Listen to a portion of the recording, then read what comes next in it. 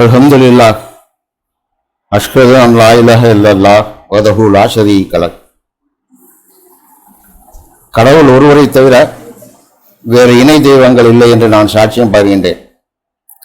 அவர் தனித்தவர், சர்வ வல்லமை பொருந்தியவர். இன்ஷா அல்லாஹ் நாம் இந்த ஜும்மா நாளில் நமக்கு கொடுக்கப்பட்ட இந்த வேதத்தில் அல் ஜும்மா அப்படின்ட்டு இந்த ஜும்மா நாளை பற்றிய ஒரு அத்தியாயத்தை நம்மளுக்கு கடவுள் கொடுத்துருக்காரு. அதில் உள்ள வசனங்களை இன்ஷா அல்லாஹ் பார்ப்போம். இன்ஷா அல்லாஹ் இன்னைக்கு வெள்ளிக்கிழமை அல் ஜும்மா. வானங்களில் உள்ள ஒவ்வொன்றும் மேலும் பூமியில் உள்ள ஒவ்வொன்றும் கடவுளை துதித்து கொண்டிருக்கின்றன. அரசர் மிக புனிதமானவர், எல்லாம் வல்லவர், ஞானம் மிகுந்தவர். வானத்தில் உள்ளதும் பூமியில் உள்ளதும் எல்லா விதமான பொருட்களும் கடவுளை துதிச்சுக்கிட்டே இருக்குது அப்படிங்கிறத சொல்றார் இந்த வசனத்தின் மூலமா. ரொம்ப சாதாரணமாக தெரியக்கூடிய இந்த வசனத்தை நம்ம கொஞ்சம் டீப்பாக போய் பார்த்தோம் அப்படின்னா, எல்லாமே இங்கே இருக்கிற எல்லா பொருட்களுமே, இந்த டேபிள், இந்த செல்ஃபோனு, இந்த டிவி, இந்த ஜம்காலம், அந்த டப்பா, இந்த சுவிட்சு, இந்த கிளாக்கு, எல்லாமே எல்லா பொருட்களுமே கடவுளை துதி பாடக்கூடியதாக தான் இருக்குது அப்படிங்கிறத நமக்கு சொல்லித்தரார். ஆனால் மனிதன் மட்டும் அதிலிருந்து விலகித்தான் இருக்கிறான் அப்படிங்கிறத சொல்றார். ஏன்னா புத்தி கெட்டவனா இருக்கான் அப்படிங்கிறத சொல்றாரு. மனிதனை பற்றி சொல்லும்போது அறிவு கெட்டவனா இருக்கான் அப்படிங்கிறத சொல்றாரு. கடவுள் சொல்லக்கூடிய விஷயங்களை மறுக்கக்கூடியவனா தான் இருக்கிறான் அப்படிங்கிறத சொல்றாரு. அந்த விஷயத்துல இருந்து நம்மளை தேர்ந்தெடுத்திருக்காரு சரணடைந்தவர்களா. ஸோ நம்ம கடவுளுக்கு மேலும் மேலும் நம்ம நன்றிகளை உரித்தாக்கிக்கிட்டே இருக்கணும் அப்படிங்கிறத நம்ம ஞாபகத்தில் வச்சுக்கிறோம் இன்ஷா அல்லாஹ். அந்த மாதிரி நம்மளை டெஸ்ட் பண்ணி பார்க்கணும். நம்ம ஒரு நாளையில் கடவுளை நம்ம எவ்வளவு நேரம் நம்ம திக்ரு பண்ணோம், எவ்வளவு நேரம் மற்ற விஷயங்களை கொண்டு கடவுளை நம்ம நினைவு கூர்ந்தோம் அப்படிங்கிறத நாம் ஒவ்வொரு நாளும் ஏதாவது ஒரு நேரத்தில் நாம் நினச்சி பார்க்கணும். நாமளும் இவ்வளவு காலமாக இந்த சரணடைதல் மார்க்கத்தில் இருந்துக்கிட்டு இருக்கிறோம். பட்டு நம்மளுடைய அந்த ஆரம்பத்தில் இருந்த அந்த வேகம், அந்த நினைவு கூறுதல், இதெல்லாம் ரொம்ப ரொம்ப ரொம்ப ரொம்ப கீழே போயிடுச்சு அப்படிங்கிறத தான் நாம் பார்க்குறோம். ஏன்னா எல்லாருமே சாதாரணமாக அல்லாஹ் சொல்லக்கூடிய விஷயத்துல மாறுபாடாக இப்போ பொய் சொல்லக்கூடாதுன்னு சொல்கிறாரு, புறம் பேசக்கூடாது அப்படிங்கிறத சொல்கிறாரு. எப்படி உதாரணம் சொல்கிறார் அப்படின்னா, தன்னுடைய சகோதரனுடைய மாமிசத்தை இறந்த சகோதரனுடைய மாமிசத்தை தின்பதற்கு சமம் சொல்கிறார். ஸோ நம்ம அந்த மாதிரி புறம் பேசும்போது அந்த செத்தவனுடைய தன்னுடைய சகோதரனுடைய மாமிசத்தை நம்ம திங்க போகிறோம் அப்படிங்கிறத உணர்ந்தோம்னா நம்ம பேச மாட்டோம் இல்லையா? அந்த மாதிரி எல்லா விஷயத்துலையுமே நம்ம மனிதர்கள் என்ன செய்கிறோம் அப்படின்னா, நம்ம குறிப்பாக நம்ம சரணடைந்தவர்களே எடுத்துக்கிட்டோம் அப்படின்னா, சரணடைந்தவர்கள் நம்ம சொல்லிக்கிறோம். ஆனால் நம்ம கடவுள் சொல்லியிருக்கிற எல்லா விஷயத்தையும் நம்ம ஃபாலோ பண்ணணும். அந்த மாதிரி ஃபாலோ பண்ணலன்னா நம்ம ரொம்ப கீழே போயிட்டே இருப்போம். நம்மளுடைய ஆன்மா வளர்ச்சி இல்லாமல் போயிட்டே இருந்துச்சுன்னா நம்ம அந்த மதில் மேல் பூனைகள் மாதிரி இருக்கக்கூடிய சூழ்நிலையில் ஆயிடுவோம். அல்லாஹ் நம்மளை அந்த நிலையில இருந்து நம்மளை பாதுகாக்கணும் அப்படின்னு சொல்லி அல்லாஹ்ட்ட நம்ம பிரார்த்திக்கணும். இன்ஷா அல்லாஹ் நம்ம மேலே மேலே நம்மளுடைய ஆன்மாவை வளர்த்து எடுக்கிறதுக்காக நம்ம என்ன செய்யணும்னா, தொடர்ந்து கடவுளை திக்ரு பண்ணிகிட்டே இருக்கணும். கடவுள்கிட்ட நம்ம பாவ மன்னிப்பு கேட்டுக்கிட்டே இருக்கணும். இப்படி நம்ம கடவுள் சொல்கிற ஜக்காத்து, கடமையான தர்மத்தை நம்ம கொடுக்கணும். தொடர்பு தொழுகைகளை தொடர்ந்து நீங்கள் கடைப்பிடிக்கணும் அப்படிங்கிறத கட்டாயமாக சொல்கிறாரு. அதை நாம் செய்யக்கூடியவங்களாக இருக்கணும். நோன்பு நோக்கக்கூடியவங்களாக இருக்கணும். ஜக்காத்து கொடுக்கக்கூடியவங்களா இருக்கணும், ஹஜ்ஜு செய்யக்கூடியவங்களா இருக்கணும். நம்ம அதை முடிஞ்சால் நம்ம ஹஜ்ஜு செய்யணும் அப்படிங்கிற விஷயத்த நம்ம தெரிஞ்சுக்கிறணும் இன்ஷா அல்லாஹ். இப்படி ஏராளமான விஷயங்களை நம்ம செய்யாமலே இருந்துக்கிட்டே இருக்கிறோம். நம்மளை பொறுத்த வரைக்கும் நம்மளையே நம்ம டெஸ்ட் பண்ணணும், சுய பரிசோதனை செஞ்சுக்கிறங்க அப்படின்னு சொல்கிறார். நீங்கள் உங்களுடைய ஆன்மா எப்படி இருக்குது அப்படிங்கிறத சுய பரிசோதனை செய்து கொள்ளுங்கள் ஒவ்வொருத்தரும் அப்படிங்கிறத நம்ம செய்யணும் அப்படிங்கிறத நம்ம தெரிஞ்சுக்கிறோம் இன்ஷா அல்லாஹ். இன்னமுமே வீணான காரியங்கள்லையும் விளையாட்டுகள்லையும் வீண் பேச்சுகள்லையுமே இருந்துக்கிட்டே இருந்தோம்னா அது ரொம்ப ரொம்ப தப்பாக இருக்கும் அப்படிங்கிறத நம்ம தெரிஞ்சுக்கிறோம் இன்ஷா அல்லாஹ். ரொம்ப கவனமாக இருக்கணும் அப்படிங்கிறத நான் சொல்லிக்கிறேன் இன்ஷா அல்லாஹ். அடுத்த வசனத்தில் அதில் அவர்தான் வேதம் வழங்கப்படாத மக்களுக்கு அவர்களுக்கு இடையிலிருந்தே ஒரு தூதரை தன்னுடைய வெளிப்பாடுகளை அவர்களுக்கு எடுத்துரைக்கவும் அவர்களை தூய்மைப்படுத்தவும் மேலும் வேதத்தையும் ஞானத்தையும் கற்றுக் கொடுக்கவும் அனுப்பியவர். இதற்கு முன்னர் அவர்கள் மிக நெடிய வழிகேட்டில் சென்று விட்டிருந்தனர். வேதம் வழங்கப்படாத மக்களுக்கு அந்த மனிதர்களிலிருந்தே ஒரு தூதரை கொடுத்துருக்கிறார். எதுக்கு அப்படின்னு கேட்டால் அவங்க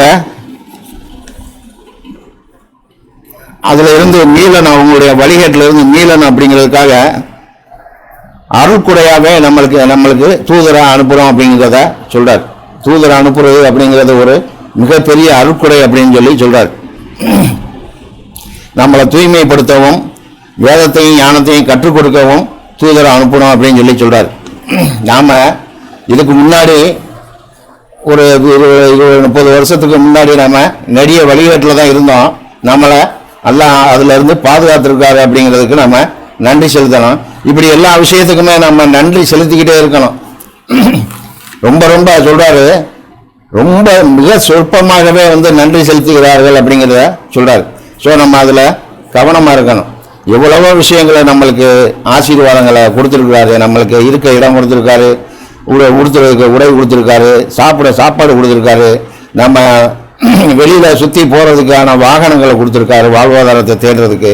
இப்படி எல்லா விதமான வசதிகளையும் செஞ்சு கொடுத்துருக்காரு. நாம் கடவுளுக்கு மிக சொற்பமாகவே தவிர நன்றி சொல்கிறது இல்லை அப்படிங்கிறத நம்ம பார்க்குறோம்.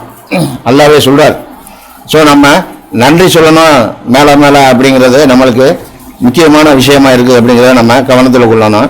அடுத்தாப்புல சொல்கிறாரு, மேலும் அவர்களுக்கு பின்னர் ஏராளமான தலைமுறையினர்களுக்கும் அப்படின்னு சொல்கிறார். இந்த தூதரை பின்னாடி உள்ள ஏராளமான தலைமுறையினர்களுக்கும் தூதர்களை அனுப்புகிறோம் அப்படிங்கிறத சொல்கிறார். தூதரை அனுப்புகிறேன் அப்படிங்கிறத சொல்கிறார். அவர் தான் எல்லாம் உள்ளவர், ஞானம் மிகுந்தவர், தான் நாடுகின்ற எவர் மீதும் அவர் அருள்கின்ற கடவுளின் அருட்குறை இத்தகையதே ஆகும். கடவுள் எல்லையற்ற கருணையை உடையவர். தான் நாடுகின்ற எவர் மீதும் அருள்குறைய இந்த மாதிரி கொடுக்குறோம் அப்படின்னு சொல்றாரு. எப்படி இப்ப நம்மளுக்கு இந்த தூதரை கொடுத்துருக்கு நம்மளுக்கான ஒரு மிகப்பெரிய அருள்குறை தான். இதை இல்லாம இந்த குர்ஆன் மட்டும் அப்படிங்கிறத தெரிஞ்சுக்காம இருக்கிறவங்க இந்த கடவுளுடைய அருள்குறைய மறுக்கக்கூடியவங்களா இன்னும் அதை நிராகரிக்கக்கூடியவங்களா இருக்கிறாங்க அப்படிங்கிறத நம்ம பார்க்குறோம். நம்மளை பொறுத்தவரையில் கடவுள் எல்லையற்ற கருணையுடையவராக இருக்கிறார் அப்படிங்கிறத நம்ம தெரிஞ்சிருக்கிறோம். ஏன்னா கருணையத்தை தன் மேலே விதிச்சுக்கிட்டதா சொல்கிறார். கருணையை தனிப்பண்பாக தன் மேலே விதிச்சுக்கிட்டதா கடவுள் சொல்கிறார். நாம் அதை தெரிஞ்சிருக்கிறோம் இன்ஷா அல்லாஹ். ஸோ நம்ம அந்த கருணை கூர்ந்த கடவுள்கிட்ட நம்மளுடைய பிரார்த்தனையை பாவ மன்னிப்பை கேட்டுக்கிட்டே இருக்கணும் அப்படிங்கிறத நம்ம தெரிஞ்சுக்கிறோம் இன்ஷா அல்லாஹ். அடுத்ததாக சொல்கிறாரு, தோராவை கொடுக்கப்பெற்று பின்னர் அதனை ஆதரிக்க தவறியவர்களுக்குரிய உதாரணமாவது மாபெரும் இலக்கிய நூல்களை சுமக்கின்ற கழுதையை போன்றதாகும். கடவுளின் வெளிப்பாடுகளை ஏற்க மறுக்கின்ற மக்களின் உதாரணம் உண்மையில் இழிவானதே ஆகும். தீய மக்களை கடவுள் வழி நடத்துவதில்லை. இந்த தோரா வேதத்தை கொடுக்கப்பட்டு அதனை மறுக்கிறாங்க இல்லையா, அவங்களுக்கான உதாரணம் சொல்றாரு. எல்லா வேதத்தையும் தான், தோராவை மட்டும் இல்லை. இப்போ இந்த குர்ஆனை கொடுத்துருக்காரு, இதை மறுக்கக்கூடிய மக்களாக இருக்கிறாங்க. அதுக்கு என்ன உதாரணமாக சொல்றாரு அப்படின்னா, கழுதையை உதாரணமாக சொல்றாரு. பொய் சுமக்கிற கழுதை இப்போ என்ன செய்வாங்க, அழுக்கு துணியை அந்த கழுதையின் மேலே பொதியை ஏற்றி விடுவாங்க. போயிட்டு அதை துவைச்சிட்டு சுத்தமான துணியை திருப்பி எடுத்துகிட்டு வருவாங்க. ஆனால் அந்த கழுதைக்கு என்ன தெரியும்? பொதி சுமக்கிறோம் அப்படிங்கிறதும் தெரியும். இந்த குர்ஆனவே கட்டி அது பொதியாக நம்ம அனுப்பிவிட்டாலும் அதையும் அது பொதி மாதிரி சுமந்துட்டு போய் திரும்ப வரும். அதுக்கு என்ன தெரியும்? நம்ம குர்ஆனை சுமக்கிறோம் தெரியுமா? கொண்டு போனது அழுக்கு துணியும் தெரியுமா? ரெண்டாவது கொண்டு வந்தது சுத்தமான துணியும் தெரியுமா? எதுவுமே தெரியாது. அதைத்தான் சொல்றாரு, சுமக்கக்கூடிய கழுதையை போன்றதாகும் அப்படிங்கிறார். இலக்கிய நூல்களை சுமக்கக்கூடிய கழுதையை போன்றதாகும் அப்படின்னு சொல்றார். கழுதையை போலத்தான் இப்ப இவங்க இருக்கிறாங்க. நாம் அதுல இருந்து மாறுபட்டு இருக்கிறோம் அப்படிங்கிறத நாம கடவுளுடைய கருணையை கொண்டு அப்படிங்கிறத நம்ம தெரிஞ்சுக்கிறோம். நன்றி சொல்லணும் அதுக்கு அல்லாவுக்கு. இன்ஷா அல்லாஹ் அடுத்ததாக சொல்றாரு, கூறுவீராக ஈதர்களாக இருப்பவர்களே உங்களைத்தான், மற்ற மக்கள் அனைவரையும் தவிர்த்து நீங்கள் கடவுளால் தேர்ந்தெடுக்கப்பட்டவர்கள் என்று நீங்கள் கோருவீர்களாயின் பின்னர் நீங்கள் உண்மையாளர்களாக இருந்தால் நீங்கள் மரணத்தை விரும்ப வேண்டும். யூதர்களுக்கு சொல்றாரு, அவங்க தான் நாங்கள் தான் உலகத்திலேயே இந்த பிரபஞ்சத்திலேயே பல பலசாலிகள் அப்படின்னு சொல்லி அறிவுமிக்கவர்கள் அப்படின்னு சொல்லக்கூடியவங்களா இருக்கிறாங்க. மேலும் கடவுளால் தேர்ந்தெடுக்கப்பட்டவங்க அப்படின்னு சொல்லிட்டு இருக்கிறாங்க. அந்த மாதிரி நீங்க சொல்லக்கூடியவங்களா இருந்தா உண்மையிலே நீங்க மரணத்தை விரும்பணும் அப்படின்னு சொல்றாங்க. அந்த மாதிரி அவங்க மரணத்தை ஒருபோதும் விரும்ப மாட்டாங்க அப்படிங்கிறத நாம பார்க்கிறோம். அவர்கள் செய்தவற்றின் காரணத்தால் அவர்கள் ஒருபோதும் அதனை விரும்ப மாட்டார்கள். கடவுள் தீயவர்களை முற்றிலும் அறிந்திருக்கின்றார். அடுத்த வசனத்துல சொல்லிட்டாரு, மரணத்தை விரும்ப மாட்டாங்க அப்படின்ட்டு. நீங்கள் தவிர்த்து விட முயல்கின்ற அந்த மரணமானது விரைவிலோ அல்லது தாமதமாகவோ உங்களை வந்து அடைந்து விடும். பின்னர் அனைத்து ரகசியங்களையும் அறிவிப்புகளையும் அறிந்தவரிடம் நீங்கள் திரும்ப கொண்டு வரப்படுவீர்கள். அப்போது நீங்கள் செய்த ஒவ்வொன்றையும் பற்றி அவர் உங்களுக்கு தெரிவிப்பார். நம்ம இந்த மனிதர்கள் மரணத்தை தவிர்த்தணும் அப்படின்னு சொல்லிட்டு எவ்வளவோ முயற்சிகள் செய்கிறாங்க. மனிதன் இன்னும் 500 ஆண்டு காலம் வாழணும் அப்படிங்கிறதுக்காக சயின்டிஃபிக்கலாக என்னென்னமோ செஞ்சுக்கிட்டு இருக்கிறாங்க. ஆனால் அல்லாஹ் சொல்றாரு, நீ எந்த இடம் எந்த நேரம் அப்படிங்கிறத உனக்கு ஃபிக்ஸ் பண்ணிட்டேன் அப்படின்னு சொல்லி ஒவ்வொரு மனிதனுக்கும் சொல்றாரு. அந்த இடத்துக்கு வந்தாக்கா நீ உன்னோட மரணத்தை சந்திச்சே ஆகணும் அப்படின்னு சொல்றாரு. எந்த கோட்டைக்குள்ள இரும்பு கோட்டைக்குள்ள இருந்தாலும் நீ மரணிக்கிறது சத்தியம் அப்படிங்கிறத அல்லாஹ் சொல்றாரு. அடுத்ததா நம்பிக்கையாளர்கள் அனைவருக்குமான முக்கிய கட்டளைகள் அப்படின்னு சொல்றாரு. நம்பிக்கை கொண்டோரே உங்களைத்தான் கூப்பிட்டு சொல்றாரு. வெள்ளிக்கிழமை அன்று கூட்டு தொழுகை ஜமாத் ஜும்மா அறிவிக்கப்படும் பொழுது கடவுளை நினைவு கூறுவதற்காக நீங்கள் விரைந்து செல்லவும் வேலைகள் அனைத்தையும் போட்டுவிடவும் வேண்டும். நீங்கள் மட்டும் அறிந்திருந்தால் இதுவே உங்களுக்கு மிகவும் சிறந்ததாகும் அப்படின்னு சொல்றார். வெள்ளிக்கிழமை ஜும்மாவுக்கு நீங்க மற்ற வேலைகளை எல்லாம் போட்டுட்டு ஜும்மா தொழுகைய கருத்துல கொள்ளணும் அப்படிங்கிறத சொல்றாரு. கடவுள் சொல்றாரு, தன்னை கருத்தில் கொள்ள வேண்டும் அப்படிங்கிறத சொல்றாரு. இங்க வெள்ளிக்கிழமை தான் நம்மளுக்கு பண்டிகையா பெருநாளா இருக்குது அப்படிங்கிறத சொல்றாரு. ஒவ்வொரு சரணடைந்தவர்களுக்கும் வெள்ளிக்கிழமை பெருநாளா இருக்குது அப்படிங்கிறத சொல்றாரு. ஸோ நாம அந்த வெள்ளிக்கிழமை கூட்டு தொழுகையில கலந்துக்கிட்டு சரணடைந்த சகோதரர்களை சந்திக்கும் பொருட்டு அவங்களுக்கு வாழ்த்துக்கள் சொல்லும் பொருட்டு தான் சொல்றாரு. நீங்க ஒண்ணு கூடுங்க அப்படிங்கிறத சொல்றாரு. லேட் பண்ணாதீங்க அப்படிங்கிறத சொல்றாரு. தாமதம் பண்ணாம விரைவா நீங்க ஜும்மா தொழுகையை அட்டன் பண்ணுங்க அப்படிங்கிறத நம்மளுக்கு சொல்லிக்கிட்டு இருக்கிறார். நம்ம இதை ரொம்ப கவனமா இந்த விஷயத்துல இருக்கணும் அப்படிங்கிறத நம்ம எல்லாருமே தெரிஞ்சுக்கிறோம். இன்ஷா அல்லாஹ் ஜும்மா தொழுகைக்கு டைமுக்கு வரணும் அப்படிங்கிறத நம்ம தெரிஞ்சுக்குவோம். இன்ஷா அல்லாஹ் அல்லாஹ் அதுக்கு நம்மளுக்கு உதவி செய்யட்டும்.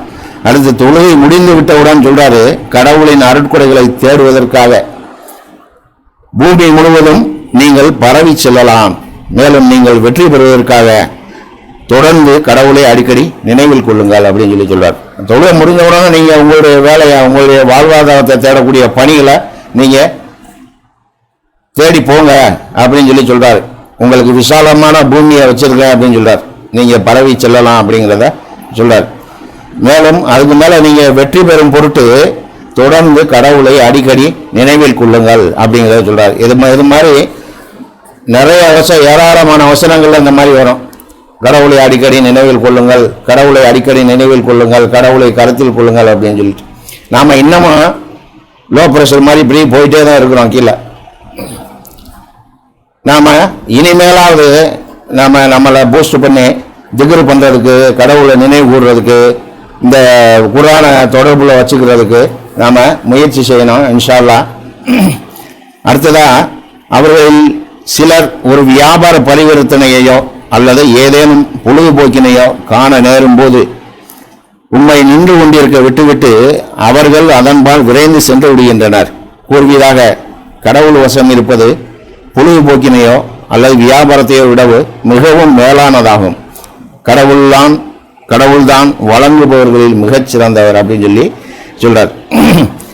பொழுதுபோக்கினையோ இல்லை வேற வியாபார நேரத்திலேயோ உண்மை நம்மளை கூட்டிட்டு போய் என்ன செய்வாங்க, போற வழியில இந்த மாதிரி விஷயங்கள்ல நின்றுட்டு நம்மளை விட்டுட்டு போயிடுவாங்க. நாம கடவுளை நினைவு கூறணும்னு சொல்லிட்டு அவங்களோட இல்லாம நம்ம தவிர்த்து வந்துடணும் அப்படிங்கிறத சொல்றாரு. இதுதான் உங்களுக்கு அந்த வியாபாரத்தையோ இல்லை அந்த பொழுதுபோக்கினையோ விட மிகவும் மேலானதா இருக்கும் அப்படிங்கிறத சொல்றாரு. கடவுள் தான் வழங்குபவர்களில் மிகச் சிறந்தவர். நம்மளுக்கு எல்லாத்தையுமே வழங்கியிருக்காரு, வழங்கக்கூடியவர். ஸோ கடவுள் மிகச்சிறந்தவராக இருக்கிறாரு. கடவுளுக்கு நம்ம நன்றி சொல்லணும். மேலும் மேலும் மேலும் மேலும் அதிகம் நன்றி சொல்லணும். நம்ம எவ்வளவுக்கு எவ்வளவு நன்றி சொல்றோமோ அவ்வளவுக்கு அவ்வளவு தருவோம்னு சொல்றாரு. ஸோ அதுக்காகவே நம்ம அதிகம் நன்றி சொல்லுவோம் இன்ஷா அல்லாஹ். தூபு லில்லாஹ், ஆதிபாவத்துக்காக. அல்ஹம்துலில்லாஹ், அஷ்ஹது அன் லா இலாஹ இல்லல்லாஹ் வஹ்தஹு லா ஷரீக லஹ். கடவுள் ஒருவரை தவிர வேறு தெய்வங்கள் இல்லை என்று நான் சாட்சியம் பகிர்கின்றேன். இன்ஷா அல்லாஹ் இந்த 2வது உரையில ஹஜ்ஜுடைய கிரியைகளை பற்றி, ஹஜ்ஜை பற்றி நம்ம உள்ள வசனங்களை இன்ஷா அல்லாஹ் பார்ப்போம். நம்மளுக்கு கொடுக்கப்பட்ட கடமைகளில் கடைசியான கடமை ஹஜ்ஜா இருக்குது. அந்த கடமையை மட்டும் சொல்றாரு, வசதியானவர்கள் இயன்றவர்கள் மட்டும் அதை செய்யணும் அப்படிங்கிறத சொல்றார். பட் அது கடமையா இருக்குது அப்படிங்கிறதையும் நமக்கு சொல்லித்தரார். சரணடைதல் இஸ்லாம் ஆபிரகாமின் மார்க்கம் அப்படிங்கிறத சொல்றார். ஆபிரகாம் தான் நமக்கு இந்த மார்க்கத்தை தொகுத்து வழங்கியிருக்கிறாரு ஆரம்ப காலத்தில். அதற்கு பிறகு முகமது நபிக்கு இந்த குர்ஆன் முழுமையாக்கப்பட்டு அந்த ஆபிரகாமுடைய அவர் கேட்டு பெற்ற அந்த சடங்குகளெல்லாம் சேர்த்து நம்மளுக்கு முழுமையான குர்ஆனாக முகமது நபிக்கு வழங்கப்பட்டு அவர் நம்மளுக்கு குர்ஆனா தர்றாரு. அந்த குர்ஆனை பியூரிஃபை பண்ணி நம்மளுக்கு தரக்கூடிய தூதரா ரஷாத் இருக்கிறார். ஸோ நம்மளுக்கு 3 தூதர்கள் நம்மளுக்கு இந்த சட்டங்களையும் வேதத்தையும் தூய்மைப்படுத்தி தரக்கூடியவங்களா இருந்திருக்கிறாங்க அப்படிங்கிறத நாம பார்க்குறோம் இன்ஷா அல்லாஹ். அதில் ஹஜ்ஜை பற்றி உள்ள வசனங்களை பார்ப்போம் இன்ஷா அல்லாஹ். முக்கியமாக ஹஜ்ஜு அப்படிங்கிறது நாம் நியத்து வைக்கணும். நாம் எப்படியாவது ஹஜ்ஜுக்கு போயிடணும், அல்லாஹ்வுடைய இந்த புனித தலத்தை தரிசிக்கணும் அப்படிங்கிறத நாம் மனசில் வைக்கணும், நியத்தா வைக்கணும். வச்சு நாம் அதுக்கான முயற்சியில் இறங்கிக்கிட்டே இருந்தோம் அப்படின்னா தான் கடவுள் நம்மளுடைய முயற்சிக்கு ஆதரவு கொடுப்பாரு, நமக்கு அதை வெற்றியாக்கி தருவார் அப்படிங்கிறத நான் பார்க்குறேன். ஏன்னா என்னோட நிலைமையில் 3 வருஷமாக நான் இதுக்காக முன்னாடியே நினச்சோம். அந்த மாதிரி 3 வருஷமாக அதுக்கு முயற்சி செஞ்சுக்கிட்டு இருந்தோம். ஆனால் எனக்கு இந்த கால் வலி கடுமையாக இருந்துச்சு. நம்ம போய் என்ன செய்ய போகிறோம், நம்ம இதில் போய் நம்ம சுற்றிடலாமா அப்படிங்கிற ஒரு கஷ்டமான ஒரு நினைப்பு தான் எனக்கு ஓடிக்கிட்டே இருந்துச்சு. இன்ஷா அல்லாஹ் அல்லாஹ் அதை ரொம்ப ஈஸியாக எளிமையாக ஆக்கி கொடுத்துருக்கிறார். புகழ் அனைத்தும் கடவுளுக்கு. ஏன்னா இங்கே போனோம்னா நம்மளை விட ரொம்ப மோசமானவங்கெல்லாம் சாதாரணமாக காபாவை சுற்றி வர்றதை நம்ம பார்க்குறோம். ஸோ நம்ம இந்த மாதிரி நம்மளுக்கு காலு நடக்க முடியலையே, எப்படி நம்ம சுற்றுவோம் அப்படிங்கிற நினைப்பெல்லாம் விட்டுட்டு, நம்ம வசதி வந்துச்சு அப்படின்னா நம்ம அதுக்கான முயற்சியை எடுத்து போய் கண்டிப்பான முறையில் நாம் பார்க்கணும். வசதியாக இருக்கிறவங்க கண்டிப்பாக அதை செய்யணும் அப்படிங்கிறத நான் சொல்லிக்கிறேன். இன்ஷா அல்லாஹ் அந்த வசனத்தை பார்ப்போம். இன்ஷா அல்லாஹ். அவர்கள் கூறினர், வழி நடத்தப்பட்டவர்களாக இருப்பதற்கு நீங்கள் யூதராகவோ அல்லது கிறிஸ்துவராகவோ இருத்தல் வேண்டும். கூறுவீராக, நாங்கள் ஆபிரகாமின் மார்க்கத்தை பின்பற்றுகின்றோம். ஏகத்துவம், அவர் ஒருபோதும் போலி தெய்வ வழிபாடு செய்யும் ஒருவராக இருந்ததில்லை. இப்ராஹிம் சொல்றாரு, அவர் ஒரு காலம் போலி தெய்வ வழிபாடு செய்யலை அப்படிங்கிறத நமக்கு சொல்லித்தரார். நாம் சின்ன சின்ன விஷயங்கள்லாம் இந்த போலி தெய்வ வழிபாடு அப்படிங்கிறது நாம் சாதாரணமான விஷயங்களில் நாம் செஞ்சுக்கிட்டு தான் இருக்கோம். இன்னமும் ஒரு விஷயம் நடக்கலை அப்படின்னா நம்ம அதை யாரை போய் பார்க்கணும் அப்படின்ட்டு நினைக்கிறோம். அது யாரை பார்த்தா நம்ம அதை சரி பண்ணலாம் அப்படின்ட்டு. அந்த யாரை பார்த்தா அப்படிங்கிற இடத்துல நம்ம கடவுளை நினைக்கணும் அப்படிங்கிறத முக்கியமான விஷயமா இருக்குது, செயல்பாடாக இருக்குது. நாம் அதை மறந்து என்ன செய்கிறோம், யாரோ ஒரு மனிதனுக்கு நம்ம இங்கே முக்கியத்துவம் கொடுக்குறோம் எந்த ஒரு விஷயத்துலையுமே. ஸோ நம்ம அதிலெல்லாம் இருந்து கவனமாக இருக்கணும் அப்படிங்கிறத நம்ம மிக தெளிவாக தெரிஞ்சு வச்சுக்கிறோம். இன்ஷா அல்லாஹ் அதெல்லாம் தவிர்க்கணும் அப்படிங்கிறத நம்ம மனசில் வச்சுக்கிறோம். ஹஜ்ஜு புனித யாத்திரை அப்படிங்கிறத பற்றி சொல்கிறாரு. சவா மர்வா மற்றும் மர்வாவின் குன்றுகள் கடவுளால் விதிக்கப்பட்ட சடங்குகளில் உள்ளவையாகும். ஹஜ்ஜு அல்லது உம்ராவை கடைபிடிக்கின்ற எவரொருவரும் அவற்றிற்கிடையில் உள்ள தூரத்தை கடப்பதன் மூலம் எந்த தவறும் செய்துவிடவில்லை. ஒருவர் தானே முன்வந்து கூடுதலாக நன்னறியான காரியங்களை செய்தால் பின்னர் கடவுள் பாராட்டுபவர், எல்லாம் அறிந்தவர். அது மாதிரி காபாவை சுற்றிட்டு ரெண்டாவதா சபா மர்வாவில் ஓடணும் அப்படிங்கிறத சொல்கிறார். அந்த இடத்தையெல்லாம் அப்படியே வந்து வச்சுருக்காங்க, கட்டி அழகாக வச்சுருக்குறாங்க. நம்ம சிரமம் இல்லாமல் நடக்கிறதுக்கு ஏசியெலாம் போட்டு அழகாக வச்சுருக்குறாங்க. நாம் ஈஸியாக போயிட்டு வரலாம். இன்னொரு இடத்துல சொல்கிறாரு, ரொம்ப கஷ்டப்பட்டு வருவாங்க இந்த புனித தலத்தை தரிசிக்கிறதுக்கு அப்படின்னு சொல்கிறார்.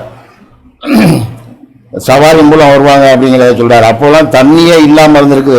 நம்ம போன இடத்துல நம்ம பார்த்தோம், அந்த காலத்துலலாம் வர்றவங்களுக்கு காபாவில் குடிக்கிறதுக்கு தண்ணி இல்லாமல் இருந்திருக்கு. அதுக்காக ஈரானில் இருந்த ஒரு அரசி அதை பார்த்துட்டு அவங்க நாட்டில் இருந்து தண்ணி கொண்டு வர்றதுக்கு அந்த தொட்டி பாலம் ஒன்று கட்டி விட்டுருக்காங்க. அது நேராக வருது மலையில் அடிவாரத்தில். இப்போதான் தண்ணி ஜம்ஜம் மோட்டர் வந்துருச்சு. தண்ணி அதாவது இந்த டீசாலினைஸ் பண்ணி கடல் தண்ணியை குடிநீரை ஆக்குறாங்க. அந்த மாதிரி வசதிகள்லாம் இல்லாமல் இருந்த காலத்தில் அது மாதிரியான ஒரு ஏற்பாடை செஞ்சுருக்குறாங்க. இன்ஷா அல்லாஹ் அதை நம்ம தெரிஞ்சுக்கிறதுக்காக சொல்கிறேன். இன்ஷா அல்லாஹ் அடுத்ததாக அந்த ஹஜ்ஜு மற்றும் உம்ரா புனித யாத்திரை அப்படிங்கிற வசனத்தில் சொல்றாரு, ஹஜ்ஜு மற்றும் உம்ராவின் அனைத்து சடங்குகளையும் நீங்கள் கடவுளுக்காக கடைபிடிக்க வேண்டும். நீங்கள் தடுத்து நிறுத்தப்பட்டால் நீங்கள் ஒரு அர்ப்பணத்தை அனுப்பி வைக்க வேண்டும். மேலும் உங்களுடைய அர்ப்பணம் அதன் சேரும் இடத்தை அடைந்திடும் வரை உங்கள் முடியை மீண்டும் வெட்டி கொள்ள துவங்காதீர்கள். நீங்கள் நோயாளியாக இருந்தால் அல்லது தலையில் ஒரு காயத்தால் அவதியுற்று மேலும் உங்கள் முடியை நீங்கள் வெட்டி கொள்ள வேண்டியிருந்தால், நோன்பெருத்தல் அல்லது தர்மம் கொடுத்தல் அல்லது வேறு ஏதேனும் ஒரு வழிபாட்டு முறையினால் நீங்கள் பரிகாரம் தேடிக்கொள்ள வேண்டும். அந்த நிலையில முடியை வெட்டிக்கிடக்கூடாது அப்படிங்கிறத சொல்றாரு. அந்த சடங்குகள்லாம் முடிகிற வரைக்கும் முடியை நீங்க வெட்டி சிதைக்கக்கூடாது அப்படிங்கிறத சொல்றாரு. எல்லாமே முடிஞ்சதுக்கு பிறகுதான் நீங்க அந்த ஹஜ்ஜுடைய கடமைகள் உம்ராவுடைய கடமைகள் எல்லாம் முடிஞ்சதுக்கு பிறகுதான் நீங்க உங்களுடைய முடியை எடுக்கணும் அப்படின்னு சொல்லி சொல்றாரு. சகஜமான நிலையில் ஹஜ்ஜின் காலத்தில் ஹஜ்ஜு மற்றும் உம்ராவுக்கிடையில் நீங்கள் இஹ்ராம் என்னும் புனித நிலையை முடித்துவிட்டால் ஒரு பிராணி பலியை அர்ப்பணிப்பதன் மூலம் நீங்கள் பரிகாரம் தேடிக்கொள்ள வேண்டும். உங்களால் அதற்கு செலவிட இயலாவிட்டால் ஹஜ்ஜின் காலத்தில் 3 நாட்கள் நோன்பெருத்தல் வேண்டும். மேலும் நீங்கள் வீடு திரும்பும் போது 7 இது 10ஐ பூர்த்தி செய்கின்றது. புனித பள்ளிக்கு அருகில் நீங்கள் வசிக்காத பட்சத்தில் நீங்கள் கடவுளை கருத்தில் கொள்ள வேண்டும். மேலும் தண்டனையை நிறைவேற்றுவதில் கடவுள் மிகவும் கண்டிப்பானவர் என்பதை அறிந்து கொள்ள வேண்டும். அந்த ஹஜ்ஜுடைய காலங்களையே இப்போ உள்ளவங்க மாற்றி அமைச்சிருக்கிறாங்க. எப்படின்னு கேட்டால் ஹஜ்ஜுடைய மாதங்களை 4 மாதம் சொல்லி நம்மளுக்கு சொல்லித்தராரு. துல்ஹஜ், முஹர்ரம், சஃபர், ரபீஉல் அவல் அப்படிங்கிறத நமக்கு சொல்லித்தராரு. அவங்க அதை 3 மாசமா சுருக்கி அதுக்கு மேலே அதில் ஒரு துல்கட்சி மாதத்தில் கடைசி 10 நாட்களை மட்டும் சிறப்பானதை ஆக்கி ரொம்ப மக்களை ஹஜ் செய்யக்கூடிய மக்களை ரொம்ப கஷ்டப்படுத்தி நிறைய இறப்புகளை ஏற்படுத்தி இருக்கிறாங்க அப்படிங்கிறத நாம பார்க்கிறோம். இதெல்லாம் கடவுளுக்கு மாறு செய்வதா இருக்கு அப்படிங்கிறத நாம தெரிஞ்சுக்கிறோம் இன்ஷா அல்லாஹ். அதில் சொல்றாரு, குறிப்பிடப்பட்ட மாதங்களில் ஹஜ்ஜை கடைபிடிக்கப்பட வேண்டும். ஹஜ்ஜை கடைபிடிக்க பயணத்தை துவங்குகின்ற எவரும் தாம்பத்திய உறவு, துர்நடத்தை மற்றும் வாக்குவாதங்களை விட்டு ஹஜ்ஜின் காலம் முழுவதும் விலகி இருக்க வேண்டும். நீங்கள் செய்கின்ற நன்மைகள் எதுவாயினும் கடவுள் அது குறித்து முற்றிலும் அறிந்திருக்கின்றார். பிரயாணத்திற்கான முன்னேற்பாடுகளை நீங்கள் தயார் செய்கின்ற பொழுது நன்னறியே மிகச்சிறந்த முன்னேற்பாடாக உள்ளது. அறிவுத்திறன் உடையவர்களே, உங்களைத்தான் நீங்கள் என்னை கருத்தில் கொள்ள வேண்டும் அப்படின்னு சொல்றாரு. அடுத்ததா மினான்னு சொல்லிட்டு ஒரு சடங்கு சொல்றாரு, ஹஜ்ஜின் இறுதி சடங்குகள்னு சொல்லிட்டு. ஒரு சில நாட்கள் நீங்கள் கடவுளை நினைவு கூர்ந்திட வேண்டும். மினாவில் 2 நாட்களில் இதனை செய்ய விரைகின்ற எவரும் எந்த பாவமும் செய்துவிடவில்லை. மேலும் நன்னறியை பராமரித்துக் கொண்டிருக்கும் காலமுறை எவரேனும் நீடித்து தங்கினாலும் பாவம் எதுவும் செய்துவிடவில்லை. நீங்கள் கடவுளை கருத்தில் கொள்ளவும் மேலும் அவர் முன்னர் நீங்கள் ஒன்று திரட்டப்படுவீர்கள் என்பதை அறிந்து கொள்ளவும் வேண்டும். கடைசியில் தீர்ப்பு நாள் அன்னைக்கு கடவுள்கிட்ட நாம எல்லாருமே இண்டிவிஜுவலா போய் நிற்போம் அப்படிங்கிறத நம்ம தெரிஞ்சுக்கிறோம். ஒவ்வொருத்தராகவே விசாரிப்போம் அப்படிங்கிறத சொல்றாரு இன்ஷா அல்லாஹ். அது மாதிரி நம்மளுக்கு கடமைகளில் சொல்றாரு, 2வது கடமையா லா இலாஹ இல்லல்லாஹ் அப்படிங்கிறது முதல் கடமையாகவும் 2வது கடமையா சொல்றாரு பெற்றோர்களை கண்ணியப்படுத்துங்கள் அப்படிங்கிறத பத்தி சொல்றாரு. ஆனா இப்ப நாம பார்க்கிறோம் நிறைய இளைஞர்கள், நம்ம சரணடையிலேயே நிறைய இளைஞர்கள் பெற்றோரை ரொம்ப துச்சமா மதிக்கிறாங்க, அது மாதிரி தான் நடத்துறாங்க அப்படிங்கிறத பார்க்குறோம். அது ரொம்ப வேதனையாக இருக்குது நம்மளுக்கு நினச்சி பார்த்தோம் அப்படின்னா. கூப்பிட்டாக்கா பதில் சொல்ல மாட்டாங்க, எதையும் ஃப்ரீயாக தாயில் பண்ணுற பேச மாட்டாங்க அப்படிங்கிறத நம்ம நிறைய பேரை நம்ம பார்க்குறோம். இன்ஷா அல்லாஹ் அவங்களுக்கு நல்ல ஒரு மனநிலையை அல்லாஹ் தான் கொடுக்கணும். அதுக்கு அவங்க அல்லாஹ்கிட்ட தொடர்ந்து பிரார்த்தனை செய்யணும். எல்லாரையும் சரணடைந்தவர்களுக்கு எல்லாரையும் அல்லாஹ் நம்பிக்கையை அதிகப்படுத்தி அவங்கள தொடர்ந்து செய்கிறதுக்கான முயற்சியை கொடுக்கணும்னு சொல்லிட்டு அல்லாஹ்ட்ட பிரார்த்திப்போம். ஹக்கீமு ஸலாத் தொழுகைக்கு ஆயம்.